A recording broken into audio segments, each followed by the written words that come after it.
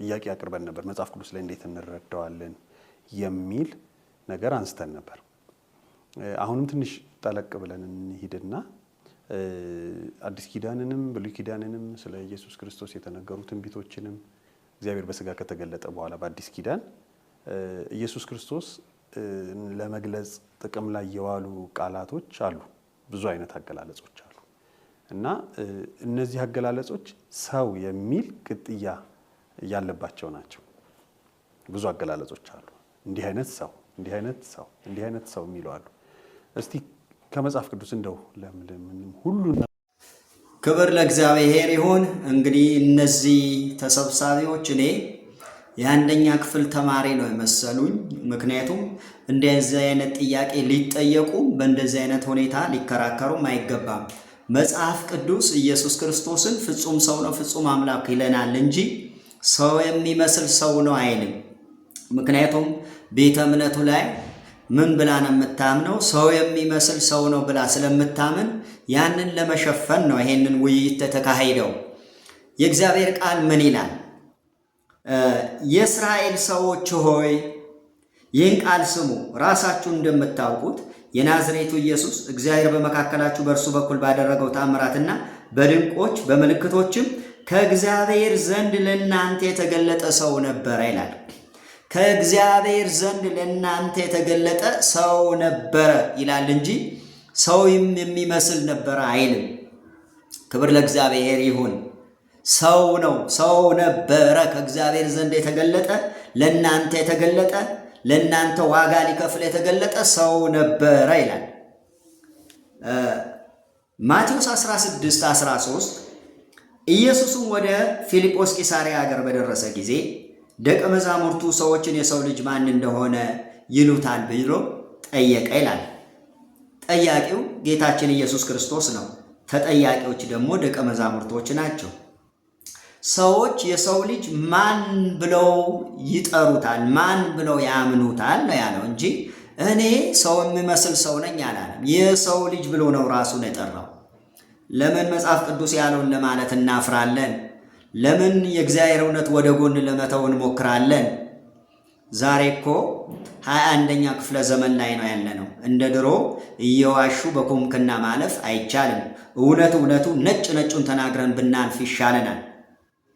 አንደኛ ጢሞቴዎስ ምዕራፍ 2 ቁጥር 5 አንድ እግዚአብሔር አለና በእግዚአብሔርና በሰው መካከል ያለው መካከለኛ ደግሞ አንድ አለ፣ እርሱም ሰው የሆነው ክርስቶስ ኢየሱስ ነው ይላል እንጂ ሰው የሚመስለው ኢየሱስ አላለም። ይሄ ሰው የሆነው ኢየሱስ ክርስቶስ ደግሞ መካከለኛ ነው። ይሄ ሰው የሆነው ክርስቶስ ኢየሱስ ደግሞ እግዚአብሔርና ሰው አገናኝ መካከለኛ ነው፣ አገናኝ ነው። አለበለዚያ ሰውን ነው ብለን ካላመንን መካከለኛ የለንም፣ በባዶ ጩኸትን እየጮህን ነው ማለት ነው።